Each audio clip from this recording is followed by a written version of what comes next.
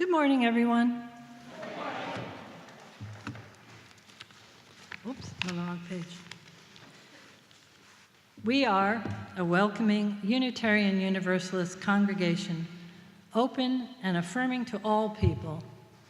Whoever you are, whatever your gifts or abilities may be, however you identify your gender or sexual orientation, wherever your life and faith journey has taken you, you are welcome here. Reverend Lisa. This morning, I think we're introducing our intern over the next year. Yes, Judd, please stand up, wave. Judd Wolfskill, I didn't see you. Judd is going to be with us the next 2 years as our student minister, and we are so happy to have him here. He's a BU seminary student. You can read his bio in the order of service. So welcome, Judd, and please greet him at coffee hour.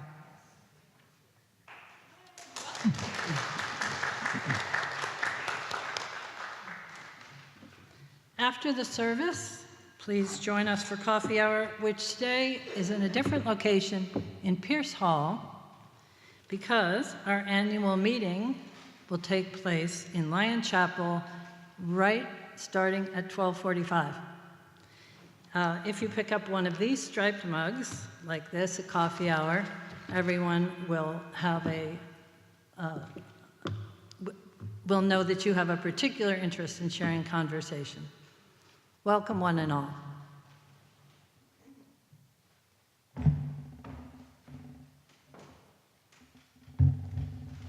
Good morning. Our call to worship this morning is Accidental Pilgrims by Lynn Cox.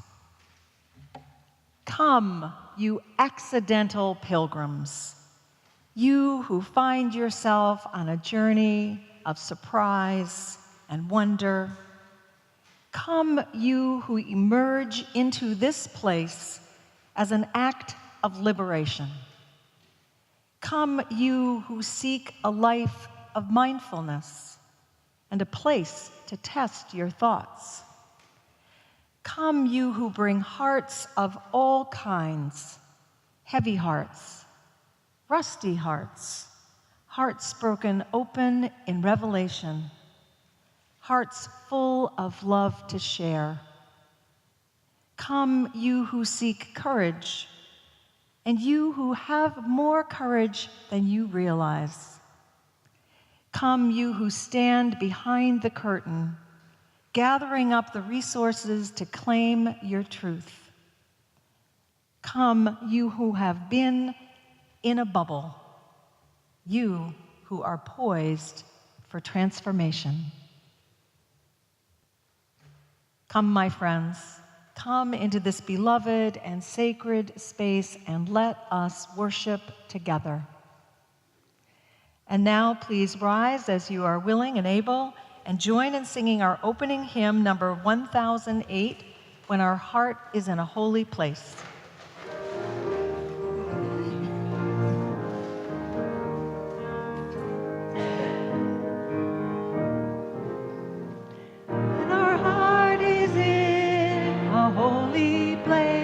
When our heart is in a holy place, we are blessed in love and amazing grace.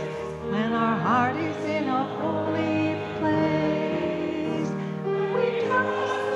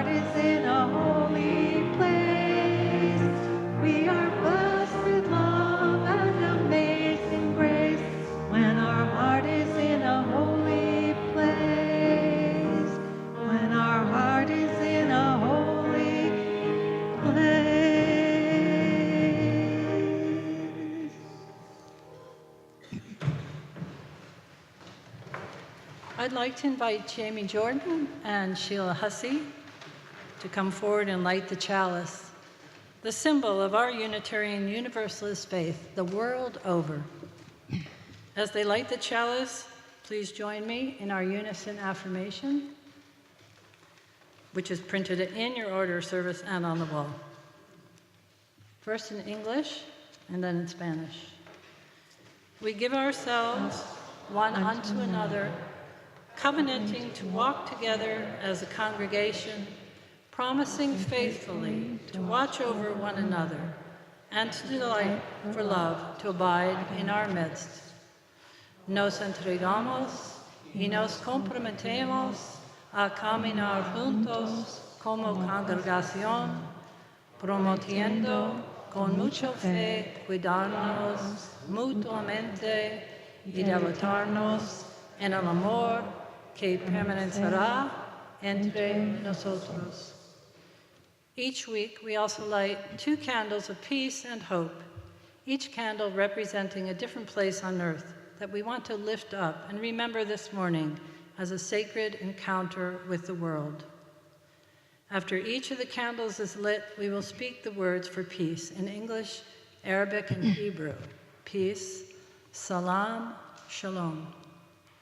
Our first candle is lit for Iran, where fears of conflict are mounting as the U.S. has deployed warships and planes to the Gulf and withdrawn diplomatic staff from Iraq in recent days. May peace prevail for both of our countries.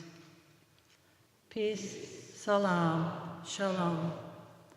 The second candle is lit for Taiwan, where their parliament became the first in Asia to legalize same-sex marriage. This in the same week that the first same-sex couples were married in Massachusetts 15 years ago. Peace, salam, shalom. And now, we invite the children to come forward for a time for all ages.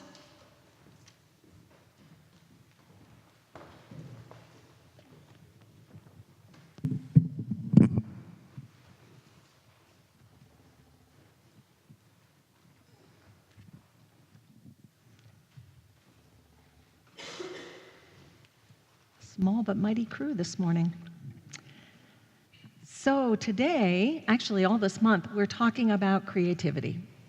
And I thought that we would have a little bit of fun this morning with our reading. Has anyone ever done Mad Libs? Anybody here ever done Mad Libs? Well, I'm going to explain how we do that in just a minute. So we're talking about creativity, and today we're talking about creating worship together. And I know that the Pathfinders, are any of you in the Pathfinders class? Yes, Marley is. The Pathfinders, when I visited them, they were working on do-it-yourself worship. And you all had a lot of really great ideas about things that could happen during a worship service. Do you remember any of those things? Any things that you thought would make our worship service more fun? I remember one thing was snacks. A lot of people think snacks would be good. Beanbag chairs was very popular. And a lot more playing and a lot more singing, and generally I just think kind of more fun, right? I think that was the idea. So, Mad Libs are where you have a story or a poem or some kind of a reading, and you leave out words. And before you read it, you ask people to just give you some words, and then you put those words in and you read it. And usually it ends up a little different than it originally would have been. So we're just going to try it. It'll be easier when we just try it, then you'll understand it better. So, first of all, Lacey's going to tell you what we need to name. Okay, we need 2 places. Petra. Paris, okay, All right. Ellen? and Egypt. Okay. Exciting places. All right. We need 1 Animal. Lauren, do you have an animal? What kind of animal is that? a salamander. Can we say salamander? Can I say salamander? All right. Okay. And we need 2 adjectives. Yes. Correct. Well, how about we do crazy and give someone else a chance to do the other one, all right? Shining. All right. All right, we need 3 nouns. Anyone know what a noun is? Yes. Emily? Cat. Cat.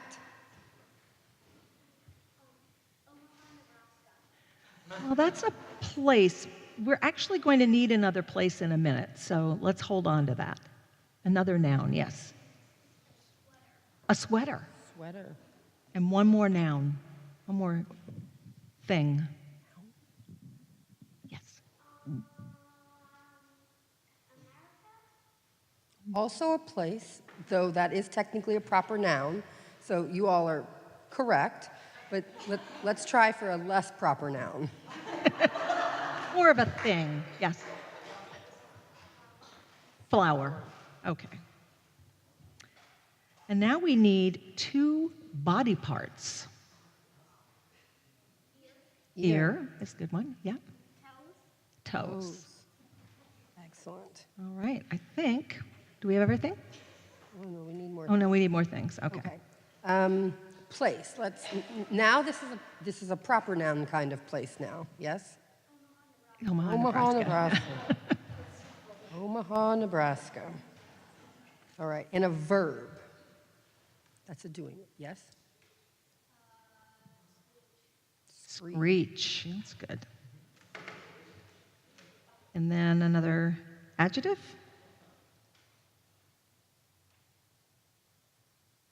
Yeah, Yep. they're thinking deeply.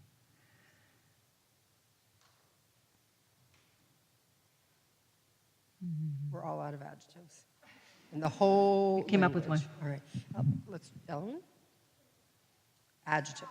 Soft. Very I like good. that one. Yep. And how about a feeling? Marlene. Sad. And finally, a name. Who hasn't? Yeah. Rosa. Rosa. Okay. All right, so Lacey is going to read our Mad Libs reading. All right. Go out into Paris and Egypt. Give Salamander something of your crazy vision.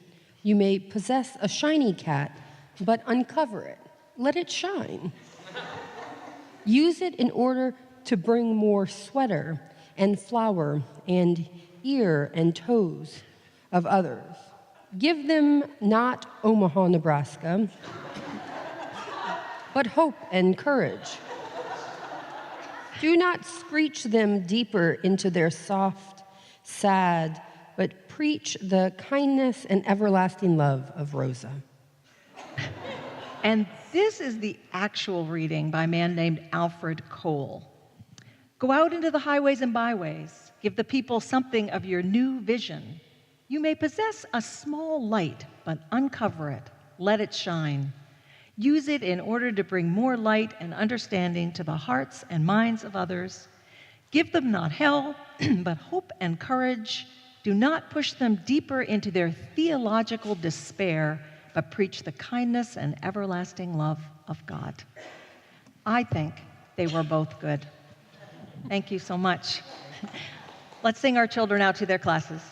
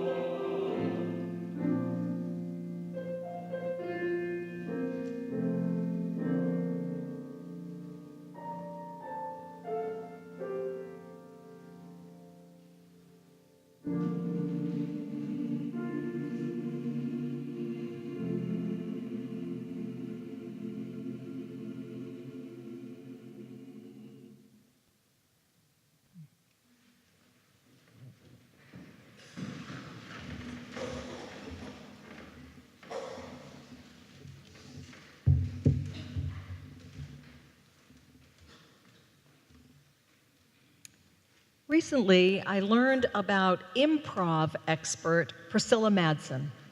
She spent 3 decades teaching improvisation classes at Stanford University. Where most theater is scripted, improvisation is done without a script. It's a specialized theater art often used to create comedy. Skilled participants work together on stage, creating a funny scene or story. Their wit and their imagination make us laugh. Improv doesn't always have to be funny. It can be fun, but not ha-ha funny. It can be real. can be startling. Improv is a developed skill based on techniques and principles which can also be applied to our personal lives, to families, to relationships. And there are some ways that the wisdom of improv could actually be useful for our congregational life too. This is from Madsen's book, Improv Wisdom, Don't Prepare, Just Show Up. This is going to sound crazy. Say yes to everything. Accept all offers. Go along with the plan. Support someone else's dream.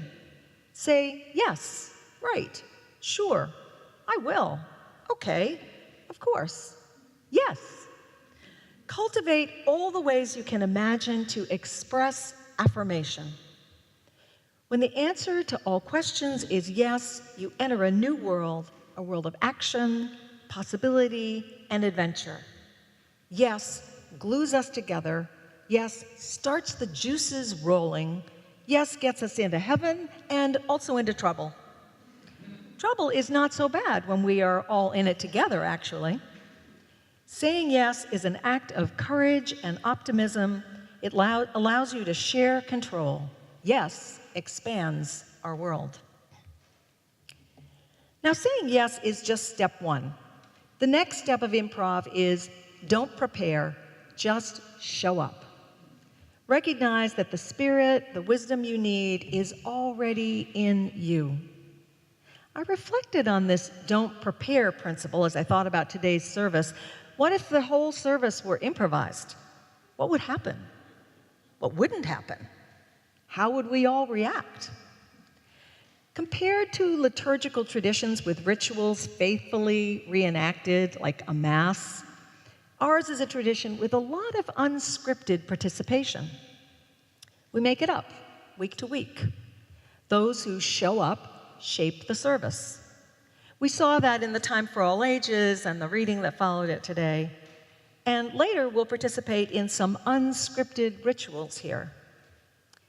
Conversation and reflection during social hour, greetings and coffee, the unpredictable responses of children, our candle sharing, all of this is improvised. At the same time, we also have a lot of structure. We have a typical order of service, we have hymnals with written music and texts, we have rituals such as lighting the chalice, opening and closing words. These structures, these plans, provide a container for the freedom of our time here together. There's a balance. Structure and shared expectations on one hand, unpredictable content and responses on the other hand. Inspired by this year's deep congregational conversations, our worship committee is exploring some new forms and content, even new structures for next year. Stay tuned, or let us know if you want to get involved. Just show up, says Madsen. This is great wisdom for church life. Don't decide whether the morning's topic interests you or not. Don't base your decision on the weather or wonder if anybody that you know will be there. Just show up. See what happens. Without your presence, you will miss the experience. There's a deeper message in this principle. We have wisdom within ourselves. We know more than we think we know. Much of the magic of improv comes from trusting that we have the wisdom already. We have all the ideas and words and songs right here within us. Don't prepare, just show up. Remember, the wisdom is inside you. In every spiritual and religious tradition, finding our inner wisdom uses techniques that get stronger as we use them. Likewise, there are techniques and skills for improvisers, and we can learn from those. One of the most famous principles was covered in our reading, the reading from Patricia Madsen just now. Always say yes. Instead of saying yes, but, say yes, and. That's something that we've already learned and practiced here at First Parish. Accept what you're given. Build on interaction. Don't block possibilities. One of Madsen's students was a mother with 3 children. One evening, her 8-year-old came into the kitchen where she was doing dishes and said, "Mommy, Mommy, there's a monster in the closet." The mother normally thought it was her role to be a reality check for her child. But after Madsen's class, she responded differently. "A monster," she exclaimed. "Let's go look." She put aside the dishes, went with her child's idea, and they had a wonderful time in the closet discovering all sorts of things about the monster. In improv, it's important to accept the offered reality and then build on that gambit. Another improv principle is make mistakes, please. Sometimes we make mistakes and have to deal with them. The more risks we take, the more chances we have to fail. In improv, when you fail, you don't crumple. You take it in stride, turn it into the next bit. Matt Smith, who's an improv teacher, teaches what he calls the circus bow. When a clown's act falls apart, the clown doesn't shrink back and go, "Uh-oh." A clown will stand up tall, raise their arms, and say, "Ta-da!" and take a bow. Let's all try that. Ta-da! And take a bow. Very good. Apply this to your life. If you blow something, don't slink away. Take a bow. You tried. You failed. Try again. Maybe you have never offered to lead or participate in a worship service here because you're worried you might screw up. Maybe public speaking is hard for you. Well, try just offering up an idea. What's the worst thing that could happen? Maybe you'll be going, "Ta-da!" and taking a bow. Another bit of improv wisdom is respecting the other players. The group is interdependent. We depend on one another. That's certainly true during our worship services. Maybe you have something to offer that you haven't yet been willing to share. This requires taking care of each other, which we strive to do here as a congregation. We need to be aware of the whole story, the team, the troupe, our fellow players, to be awake, alert, paying attention to the whole, to notice the ways that each person contributes, dial back our own egos, make it about the story, the stage, the group, not about ourselves alone. In congregational life, we notice that it takes a village. Usually 1 or 2 people are listed as speaking on a Sunday, but think of all the people who make that happen. The music makers playing and singing, worship associates, childcare providers, religious exploration teachers, candle lighters, greeters, snack bringers, coffee makers, and cleaner uppers. These are all gifts which make our experience here possible. Paying attention is one more improv principle. There's an ancient Zen story of a seeker who climbed a steep and difficult mountain to ask the key to wisdom. The wise Zen teacher said, "There are 3 keys. The first is pay attention. Come back in a year for the next one." So a year later, the seeker returned, and the teacher gave the second key, which was pay attention. And after another arduous climb, the third key was pay attention. We move through so much of our lives distracted, unaware of what is going on around us. Eyes on devices, mind on anxieties. Learning to pay attention is a skill we can cultivate. A given moment on the improv stage will never be repeated. This moment in your life only happens once. Stay awake, treasure it. This past week has been full of ups and downs in the news, and I'm going to take the liberty, since we're improvising today, to take a little bit of a detour and say something about two major events. One, as we previously mentioned, is the 15th anniversary of same-sex marriage in Massachusetts. What a glorious thing. Zoe and I and a number of other people in this sanctuary I know have benefited from that decision over the last 15 years, and we are grateful. To know that the state of Massachusetts had our backs, that the Supreme Court of Massachusetts insisted that our rights are human rights, was and is an amazing feeling. It's something that many of us could never have imagined, something definitely to be celebrated. And it took many, many allies to make that happen. And at the same time this week, the most restrictive anti-abortion bill to date was passed in Alabama, following similar bills in 5 other states.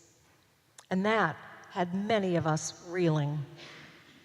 Limiting the rights of women to make decisions about their own bodies is completely unjust, and it is enraging. It reminds me that the battle for same-sex marriage was a lot about the kinds of principles that we're talking about this morning. Showing up, improvising the next strategy, trying things and failing, and then trying something new. We will have to do the same thing again with the issue of protecting women's rights to choose.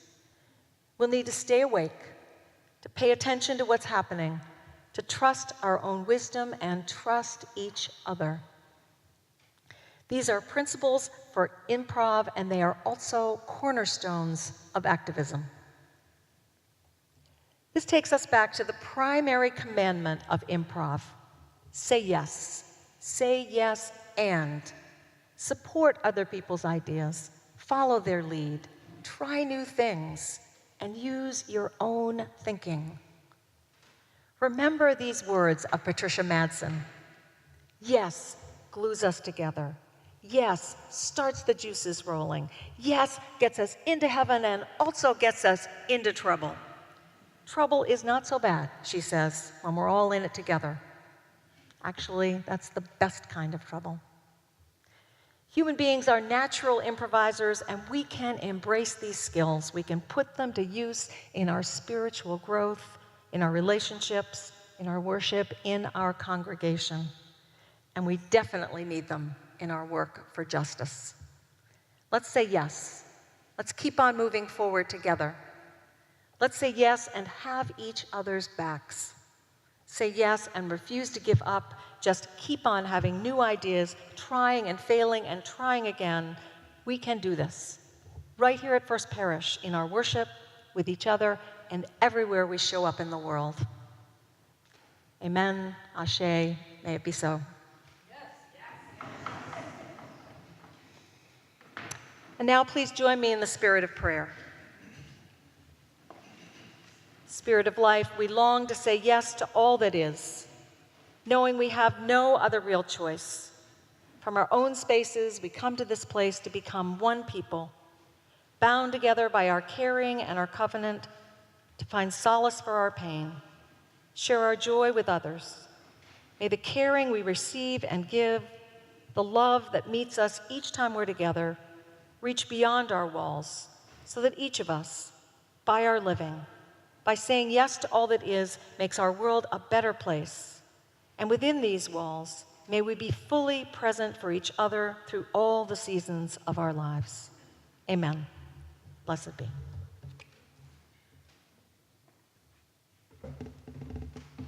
The offering will now be gratefully received. If you are visiting First Parish for the first time, please feel free to let the basket pass you by. We're just so glad to have you with us.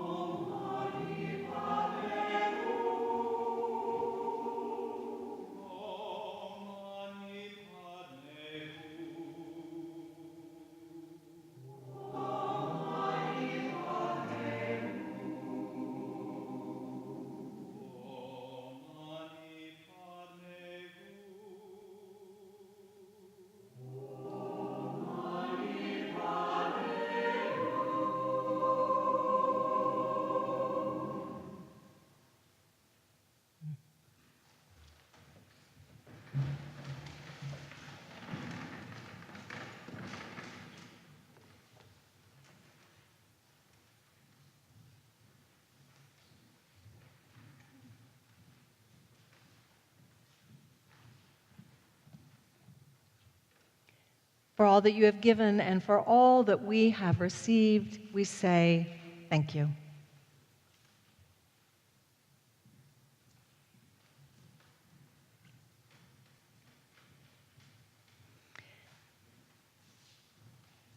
This morning, we're going to offer you several ways to participate in co-creating a worship experience and making it your own. We've set up 4 places around the sanctuary, each offering something different. In the back to my left is a place to light a candle, and if you wish to write a message to be shared with me and the pastoral care associates. In the back to my right is a table with small stones. You can write on one and take it as a pocket or a wish stone or leave it there for someone else to take. Here on the right, Keith and some choir members will be leading a chant. You're invited to join them, entering in and out as you're moved. And on my left are singing bowls and a bell. You're invited to sound those gently with the strikers as the Spirit moves you. We may not have time for everyone to try out each place. Just take your time, enjoy it. And if you choose to simply wander or sit and just take it all in, feel free to do that. This is your time. As we bring the ritual to a close, Keith and the choir will lead us in our closing hymn. Come, let us begin.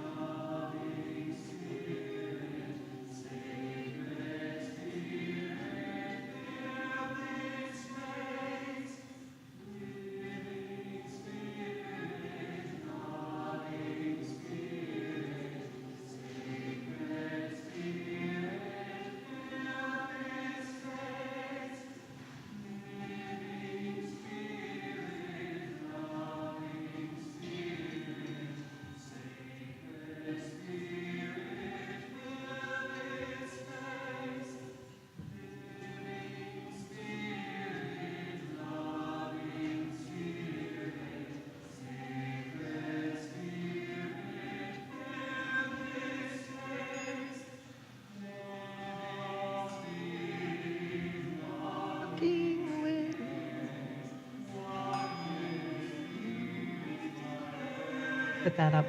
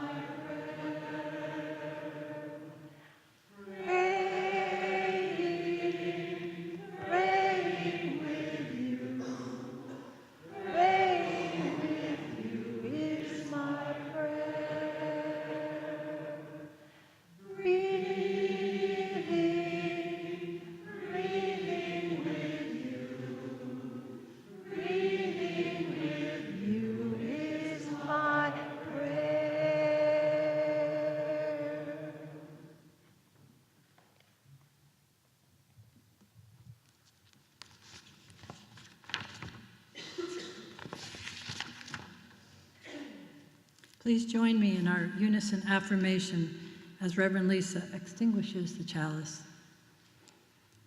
We extinguish the flame, and not the light of truth, the warmth of community, or the fire of commitment.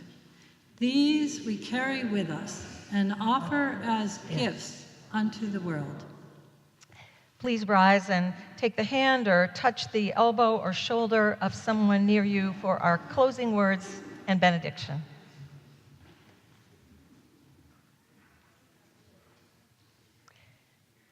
These are the words of Reverend Liz Weber. Bless your courageous hands. May they do good in our aching world, and bless your courageous hearts. May they love boldly with each beat. Our worship ends, our service begins. Beloved friends, go out into the world and be a blessing to all those you meet, and may you yourselves be blessed. Amen.